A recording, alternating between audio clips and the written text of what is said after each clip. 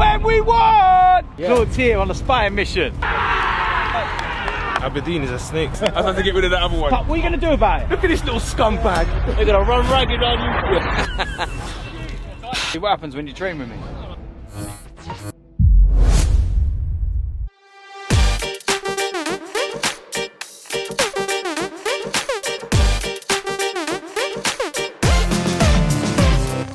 Hello boys and girls, welcome to my player ratings for yesterday's victory against Bournemouth.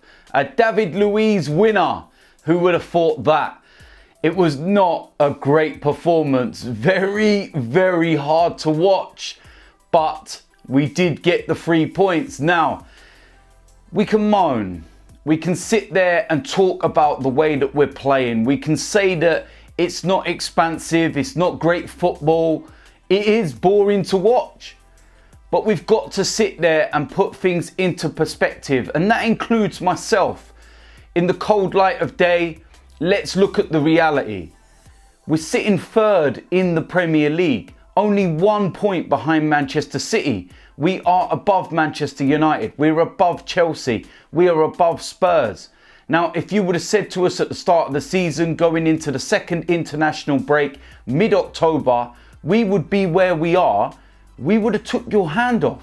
We would have been so happy with that. But of course, we are looking at the way we're playing and things do not look right. There seems to be something missing.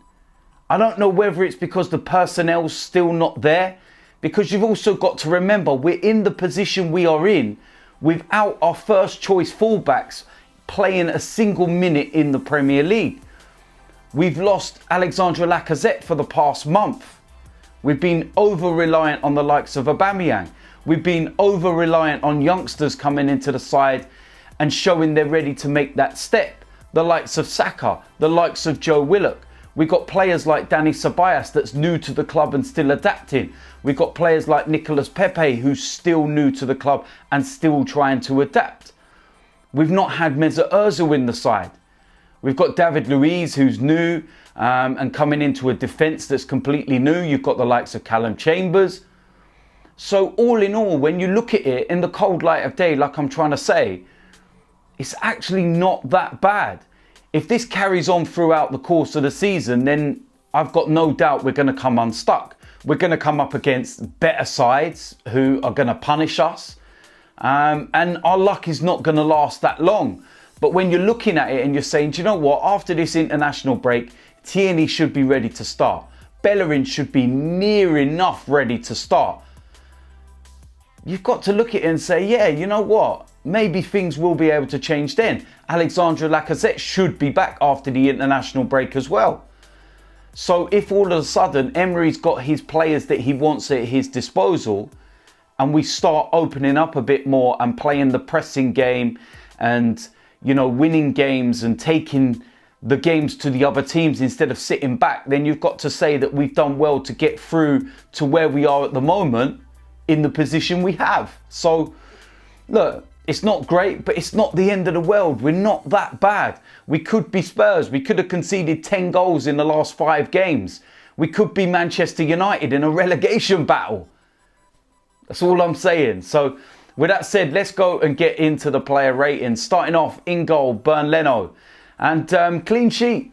And I'm supposed that he's very happy with that, but he didn't have an awful lot to do.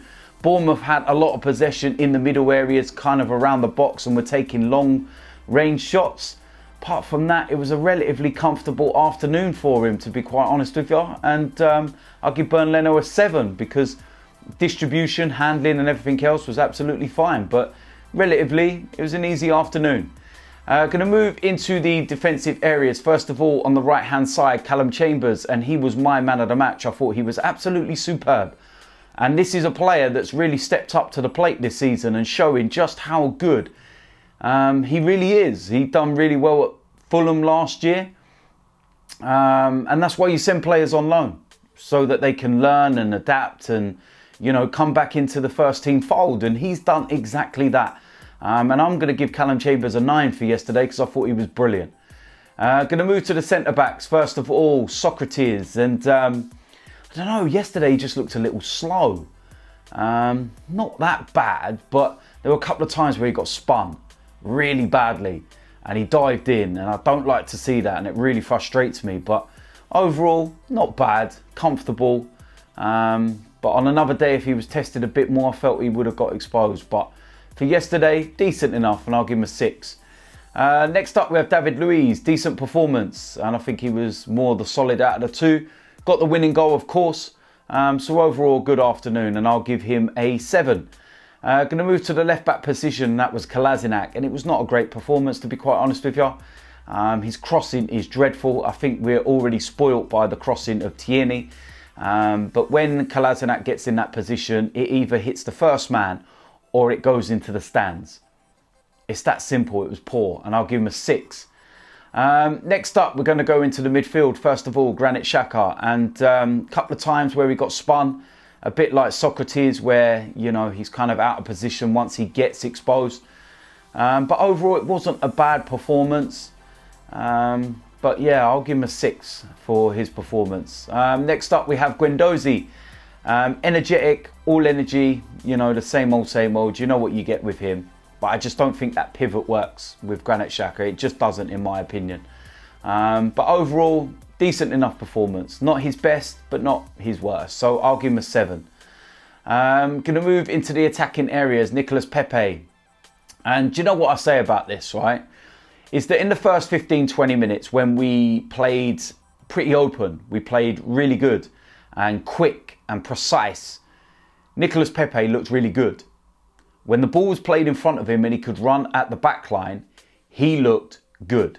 He got an assist for the goal. Should have had a penalty. And those are incidents where the ball's in front of him and he's facing defenders one-on-one and he is at his most dangerous. And it's no coincidence that when we opened up like that in the opening 20 minutes, he looked good. The moment we reverted back to being this very slow, laboured, timid kind of play, he wasn't that good because we're not playing to his strengths. It's as simple as that. But for yesterday, I'll give Nicolas Pepe a 6. Next up on the other flank, we have the young lad Saka. Worked really hard. Some good moments in there, but it was not one of his better performances, especially when you look at some of the ones that he's had in recent weeks. But it's more minutes for him, and he's still learning. And decent performance, and I'll give him a 6 as well. Going to move into the middle of those, and it was Dani Ceballos, and worked his bollocks off, to be quite honest with you. But there was just something missing. There weren't no real cutting edge. There weren't that creativity, and it was difficult, especially, you know, after that first 20 minutes when we kind of reverted back into our shell. And all energy, decent enough, and I'll give Dani Ceballos a 7. I'm going to move to the attack, and that was Pierre, Emerick, Aubameyang, and it was a frustrating afternoon for him, to be honest. No service at all. Hit the post in the last few seconds, and I think that was the only time that he really had any chances during the game because the service was just dreadful towards him. So I can't give him more than a 6, but it wasn't because of his work rate or anything else. It was the fact that he just had nothing to feed on. Going to move to the substitutions, and Lucas Torreira. There was Joe Willock as well, and of course Martinelli. And I don't think any of them had that much time to really leave their mark on the game. It was tough. So I'm just going to mark all 3 of them 5. Straight across the middle, to be honest. And yeah, decent enough. And we got the job done. That's all I can really say about that matter. Manager's rating, Unai Emery. What can I say about Unai Emery? I'm going to give him a 6. I still don't get the decision to leave Ozil out of the squad completely. I'm not saying start him, I'm saying at least have him on the bench. Yesterday was the kind of game that was crying out for Mesut Ozil in the final 20 minutes when we couldn't hold on to the ball. Where every time we went, you know, towards our attackers, it was coming straight back. Mesut Ozil's the type of player that can put his foot on the ball, hold it up, bring others into play, and slow the game down a little bit so that it's not so much coming back at us quickly all the time. And of course, he could have opened the door. So I don't get that. But overall, the team selection kind of took care of itself.